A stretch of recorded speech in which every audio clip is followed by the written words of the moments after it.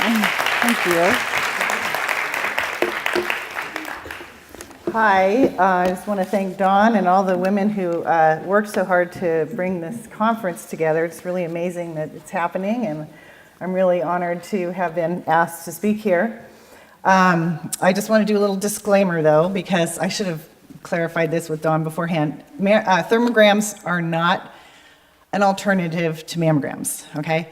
So technically and legally, actually, they are completely different tests. It's like comparing an angiogram with an x-ray. Okay, so they measure two different things. Okay, so, and then also I have to be very careful. I do not recommend what women should do. I'm just gonna do the disclaimer first. So we have to do that. We have to put on our tech hat, and I'm a technician, okay? So I'm gonna just talk about thermograms today. And I will mention mammograms a little bit just in how they differ, why they're different tests. And so you want to work with your trusted doctor or medical practitioner to make your own decision. And I love, the trust your gut theme here. I have a sticker that's from my kombucha company that I order stuff from. It says, it's on the front of my building, on my door. When you walk in, it says, trust your gut. So I'm totally on board with that one. So my name is Geri Quintero, and I'm a licensed acupuncturist. I've been practicing natural medicine for probably over 40 years now, and acupuncture for 20. I've been doing thermography for right around 10 years, and it's been a really amazing journey. So I will just get started on my little talk here. So I wanted to just give you a little story about myself. My mom died of breast cancer when she was 38 years old. It was really grueling. I was 16 to watch what she went through. So it was sort of an act of God that I actually ended up with this business. Somebody over in Medford was going to sell the business, and my dad had just died. I received a little bit of an inheritance, like a little chunk of money. I wanted to do something with it. And so at the same time, I was trying to get this woman to come to Wairika to do thermograms there. I met with her, and she brought her computer and the camera and all this stuff, and she starts showing me how it worked, and I knew how it worked because I had gotten people to come from Portland down to California, Northern California, to do thermograms before. So I'm like, what do you want to do here? She's like, well, I want to sell you my business. I was like, what? How did you know? So I just happened to have a little sort of nest egg that I wanted to invest in something, and so she gave me such an amazing deal that it would have been really stupid not to do it. So I did it, and I'm really glad I did. It's sort of a God thing that some of my mom's money came to me at that time, and I was able to purchase this business that was going to be able to help women detect cancer possibly really early, okay? So early enough where you can actually do something to clean it up. So sorry, I got to get a little emotional. So that's a little bit about my story. So the thermography, like Dawn said, it's a non-toxic, non-radiation, no x-ray, no contact. It's a camera. You stand about 8 feet away at first, or 6 feet away, and we do some imaging and we do some close-ups. And what it does is it's an infrared camera, and it detects thermal radiation that's emanating from your body. And the way it works with breast cancer, well, okay, I'll go back to the history. It was originally, thermography cameras were originally sort of picked up and started to use by the military to detect troops in the forest at nighttime so they could see the thermal activity of people. And fortunately, it sort of, over time, the medical community got a hold of it, and some chiropractors use them to find, what is that, referred pain. So if you have pain down your arm, that you can tell if you because it works with muscular skeletal heat patterns. So you could look at your spine and see where the thermal, like where the inflammation is coming from on the spine. So the medical community started playing around with it, and they found that actually in the very best thing that this technology works for is very early breast cancer detection.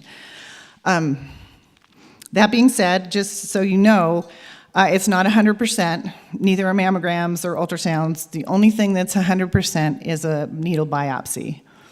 A lot of people don't recommend needle biopsies because cancer, our bodies are totally miraculous things. There really are. We don't understand most of what really happens in our body.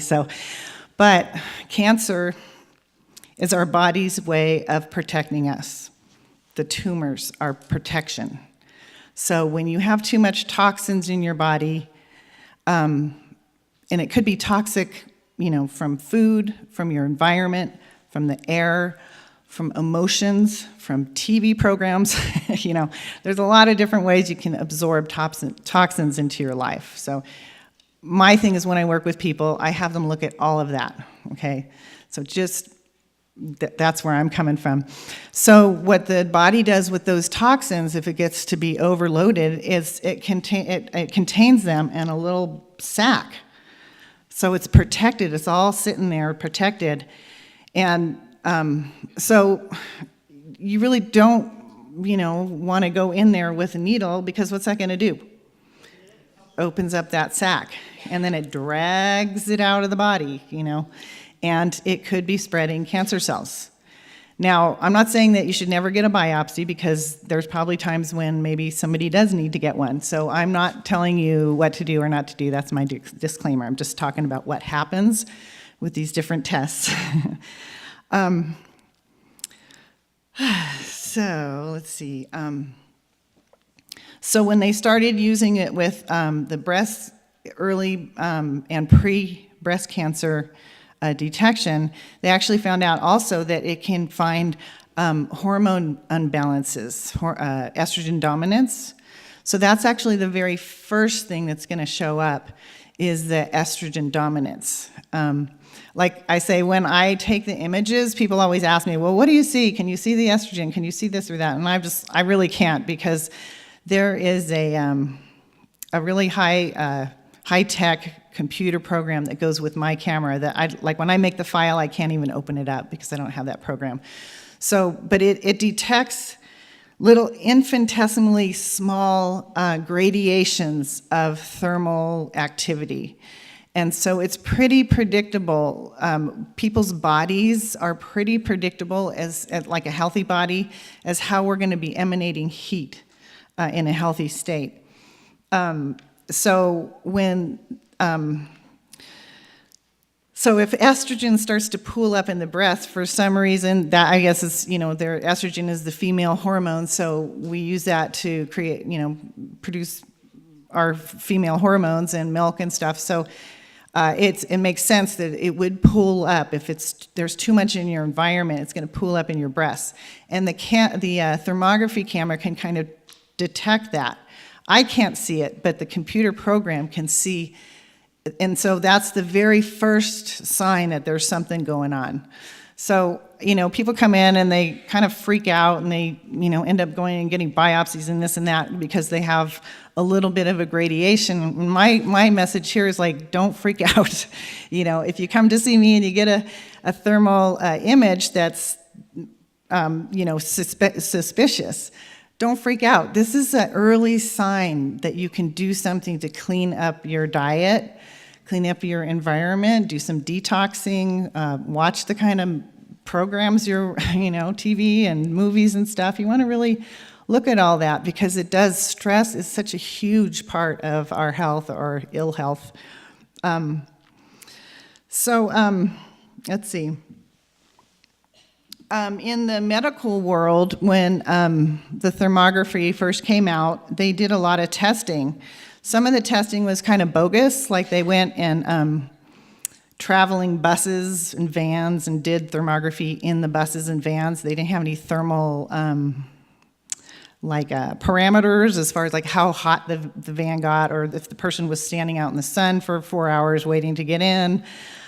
So a lot of, if sometimes people ask their doctors about it, and they say, oh no, there was tests done and it doesn't really work, and it's, a lot of the attitudes in the medical field are based on these bogus testing that they did, okay?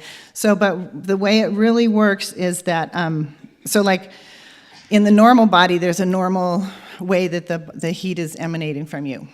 And so if there's an estrogen dominance, that's gonna pool up, it's gonna show up on the camera. If that goes unchecked, then the body starts to mutate. The cells will start to mutate and create what's called pseudoangiogenesis, that's what it is. Pseudoangiogenesis. So basically what it's doing, well, first it dilates the blood cells. So the cells, if they're starting to mutate in that environment, they start to mutate and secrete an enzyme that dilate the blood vessels to call more blood into the activity. Okay, so it's trying to feed this activity. So if it's starting to mutate towards cancer, it doesn't necessarily mean it is cancer, and there's probably certainly no mass there, so it's not detectable by a mammogram or palpation. So mammograms, the difference between the mammograms and the thermography is that mammograms detect a mass, okay? So if you have any kind of calcification from, somebody mentioned magnesium and calcium, they're finding that, even with the heart disease, that too much calcium is contributing to calcium deposits in the system. It could be in the arteries, it could be in the breast tissue, it could be anywhere. It could be osteoarthritis. So that's because we've been taking too much calcium and not enough magnesium. So every single metabolic activity in the body needs magnesium. So we've been taking calcium, either all this calcium with no magnesium, or some of the supplements maybe have this much magnesium, but really it has to be like this. So right now people have to start overdosing, basically, and work with a practitioner that knows what they're doing. To up our levels of magnesium, okay?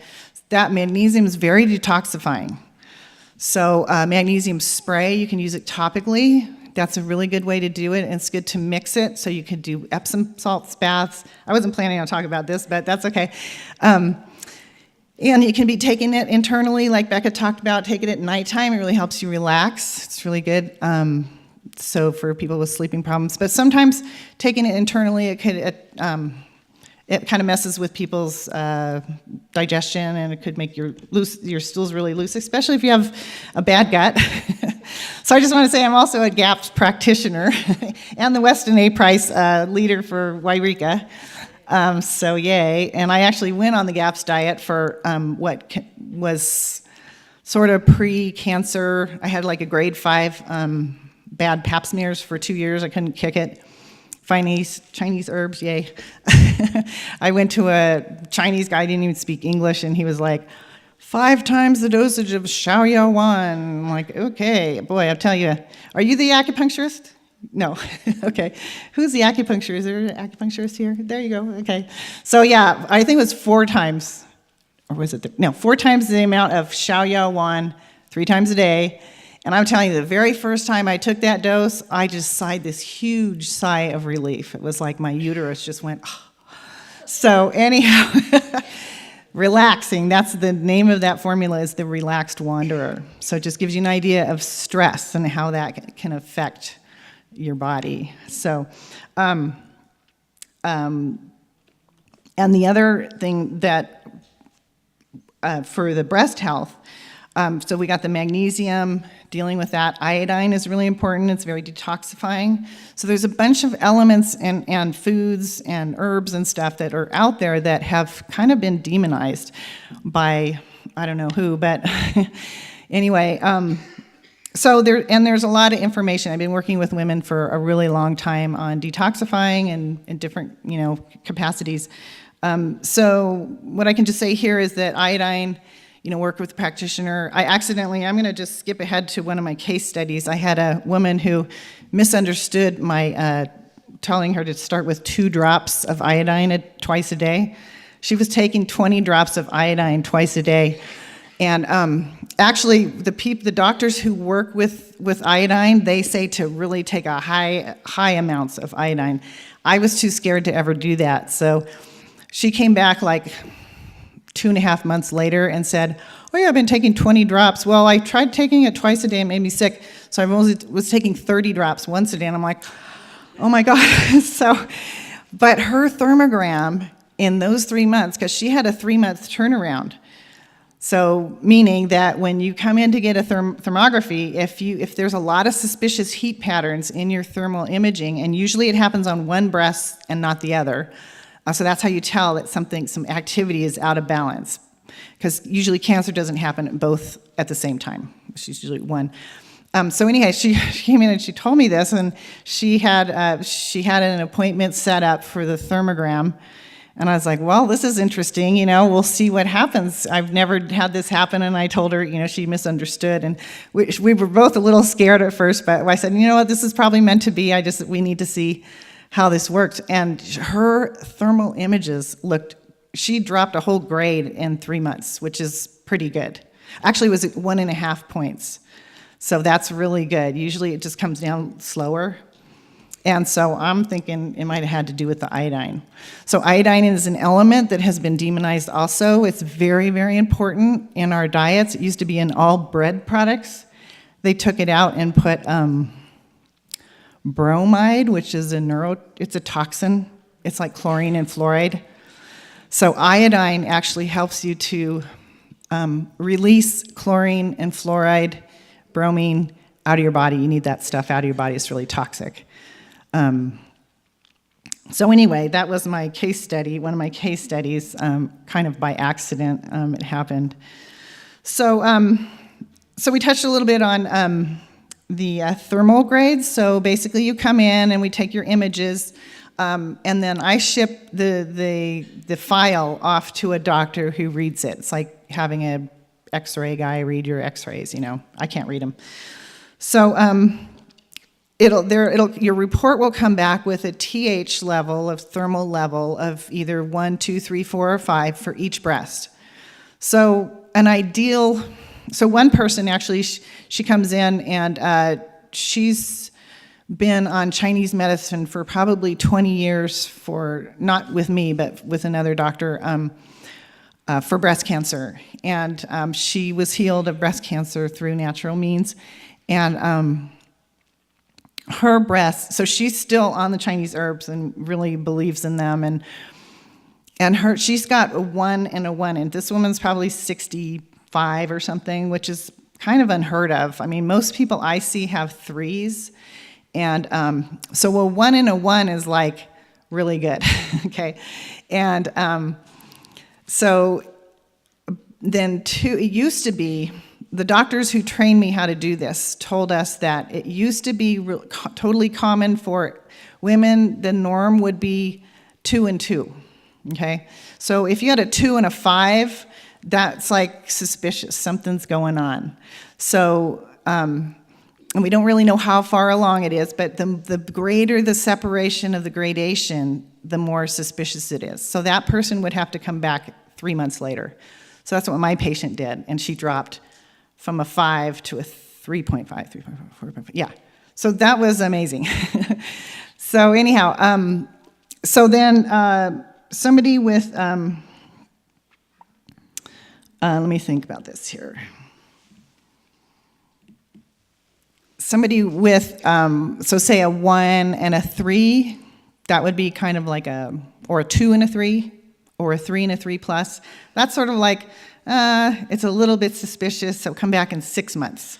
So the following up is really important because what happens is the doctor's going to look at those really micro thermal patterns, the really intricate thermal patterns, and see if it's getting better, if it's staying stable, or if it's getting worse. So that's the way that thermography works, is for it to, over time, to look at the thermal patterns of what's happening. So this is not to mean that if you so you had a 1 and a 5, it still might not be a mass. So it's probably not going to be picked up by a mammogram because mammograms pick up masses. So they, the early studies with thermography were very, very favorable. And then for some reason, and they used to even have a code to be able to bill for them. And that was in the late 1990s, mid to late 1990s. And then in about, 2008, I think it was, that those codes disappeared. So you cannot bill insurance companies anymore. But my feeling was, when I was getting them done by this gal who was coming down from Portland, I was like, $200 is not a lot of money to catch something really early and deal with it and not have to go through that other heartbreak of all those surgeries and God only knows what, you have to do with when you wait to get it detected later. So insurance doesn't pay for it anymore. That's the bottom line of that one. So currently, mammograms are the only approved standalone breast screening technology that's available. Thermograms were, the thermography cameras were approved by the FDA as an adjunct to mammogram in screening, okay? So, everybody's gonna trust their gut, right? What you're gonna do is, if your gut's telling you something really strong, I say go for it, I believe God lives in the gut. He's always telling us what's the right thing to do. And we just have to really learn to listen to ourselves and to our intuition. And as women, it comes naturally to us unless we've had it pounded out of us by lots of different things, mostly education, quote unquote. So I can't really read my thing here. Okay, so long before ultrasound, so right now, ultrasounds and MRIs are like the approved adjunct to mammograms for screening. So you go to a mammogram, if they find something, they're going to send you to either an ultrasound or an MRI. But if you happen, there's a lot of doctors out there too who know about thermography and believe in it, and they're going to tell you go get a thermography. Or if the person doesn't want to get one of those other imaging, they'll say, well, then at least go do this. But little do they know that it's actually a really good thing. It's pretty accurate. I think it actually has the highest % of accuracy of all the other imaging options as a standalone. If you look at the percentages of accuracy. So there was a study in 1980 with 1,200 women who, with moderate abnormal thermograms.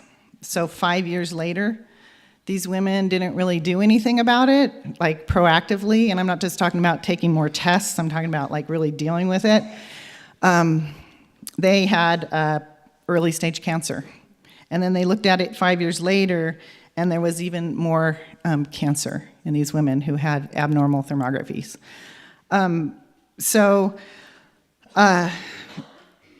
There's a new movie out. It came out, I don't know, about 4 or 5 years, well, I guess it was 3 years ago now. It's called The Promise. If anybody who has breasts should watch that movie.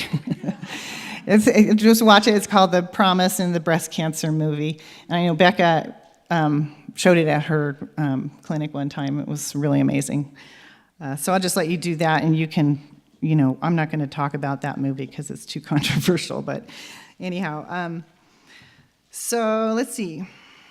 So estrogen dominance, we can look at possible causes of that, and you guys probably know a lot of this, but plastics, right? So you don't want to, I think a big thing came out 10 years ago or so about plastic water bottles. I know we have them out here, but they probably haven't been sitting in the sun, so that's good. You want to really make sure you reduce your amounts of plastics that you're using for your food storage, or like eliminate it actually.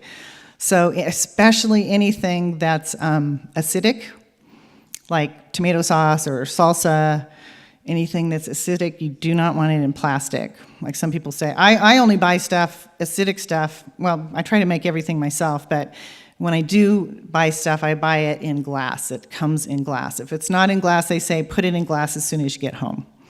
So I went out to dinner last night, got some Thai food, it was spicy. They gave me a plastic thing, I came home, stuck it in a glass jar for later. So soy products and flax products, flax seed oil and flax, have been identified through the thermography history, or the experience with the thermographers, as being too estrogenic, and it tends to make the images or the thermal markers show up. So here it is. We've got one. This is a, oh goody, it got big. It was really tiny when I sent it. So anyway, this is a normal thermal imaging, like this person probably has 2s or something. Oh, one thing I was going to say. So it used to be that the norm was 2s. And now with all the extra added toxins that we're being exposed to, the norm is 3. But that doesn't necessarily mean that 3s are okay. It's just that's the norm. So it used to be the norm was 2. So we really want to always be working with either, if we know how to do it ourselves, work on detoxifying, clean up your diet, stop using non-organic stuff, especially oils. You know, take her classes. Just do whatever you can to really clean up your environment, okay? So this is an ideal image, and I'm going to see how.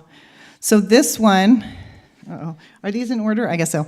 This one you can see on one side, it has that sort of normal look to it that the other one did. Let's see. See that? So on that side over there, looks kind of normal like the other one did. And then that side, her right, your left, has a vein coming through, and that might be early detection. Like see that vein is dilated. It's calling more blood into the system to feed the activity. So that's picked up on the thermal camera. Because it's more blood coming through here, it's going to radiate more heat. Okay, so this is a little bit further along. I think this is a 2 and a 4 or something like that. So this is a little bit further on. Okay, and then here's a 5, a 2 and a 5. Okay, so I'm really fortunate. I've never seen one of those, but they happen. My niece had one, 5 and a 2, and she's only 35. You know, so my mom's her great grandmother. So basically what my niece did was she was under a huge amount of stress, like unbelievable amount of stress. She reduced her stress level. She started doing lymphatic massage. She started doing Chinese herbs, the magnesium. She did some detox kits. I have a really good detox kit. It's a homeopathic kit that works on a cellular level, unlocking toxins from the body, from all the cells. And hers came down a whole point in 3 months. Actually, it was 4 months. So that's really good, actually. So and that's the beauty of the thermography, is you have time. So this still might not be a point where you could feel a mass. Or a mass might not be, it might be, but it might not be detectable by any of the other physical testing, detection methods. So the mammograms, the ultrasounds, palpation, they're all looking for physical masses, okay? What the thermography measures is physiology. It's metabolic activity that's happening before it shows up as a mass. Okay, so this is buying you time to detoxify, to change your diet. Come to Teresa's classes. I teach classes like that myself, and I also do GAPS practitioner consultations in California. So I'm just a real firm believer in being able to, use our intuition and all of our skills get together. We're women in here. We have so many skills together. I'm just so glad that we're getting together for this conference and helping to share those skills so that we can, combat different kinds of diseases that are preventable and are treatable, okay?